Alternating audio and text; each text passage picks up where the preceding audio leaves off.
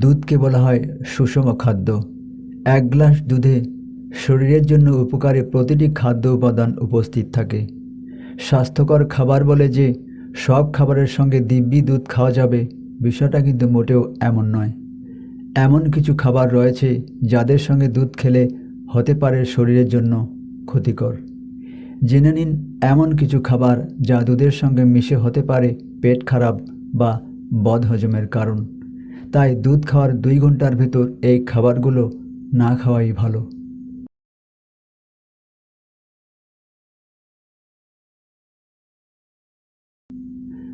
আসসালামু আলাইকুম ওয়া রাহমাতুল্লাহ। সম্মানিত সুধী, আজকে সেই সব খাবার নিয়ে আলাপ করব যেগুলো দুধের সঙ্গে না খাওয়াই উত্তম। 1. টক জাতীয় ফল। পুষ্টিবিদরা বলছেন দুধ খাওয়ার পর কমলা বা আঙুরের মতো টক জাতীয় ফল না খাওয়াই উত্তম। সাধারণত এই জাতীয় ফলে থাকে সাইট্রিক অ্যাসিড এবং ভিটামিন সি। ফলে এগুলো দুধের সাথে মিশে অ্যাসিডিটি সৃষ্টি করে, সেই সাথে দুধ হজমে বিলম্ব ঘটায়। তাই দুধ খাওয়ার 2-3 ঘন্টার মধ্যে এই সব ফল না খাওয়াই ভালো। 2. মাছ মাংস। দুধের মতো মাছ মাংস পুষ্টিকর খাবার, দুটি আমিষ জাতীয় খাবার। তবে এই দুটি আমিষ একত্রে খেলে বিপত্তি বাধাতে পারে, হতে পারে পেট খারাপ। বিশেষত প্রাণীজ আমিষের সাথে দুধের মিশ্রণে পেটে জ্বালাপোড়া সৃষ্টি করতে পারে, ঘটাতে পারে পেট ফাঁপার মতো ঘটনা। 3. মশলাযুক্ত খাবার। মশলাযুক্ত খাবার আমাদের শরীরকে গরম করে তোলে।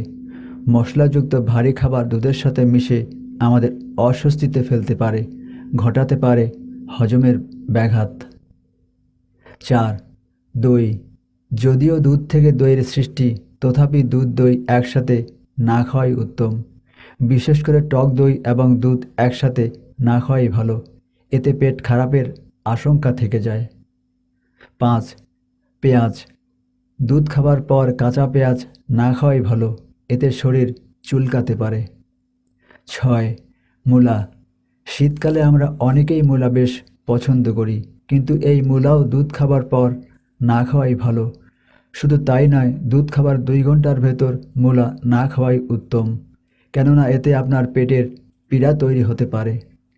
6. ঝাল জাতীয় খাবার।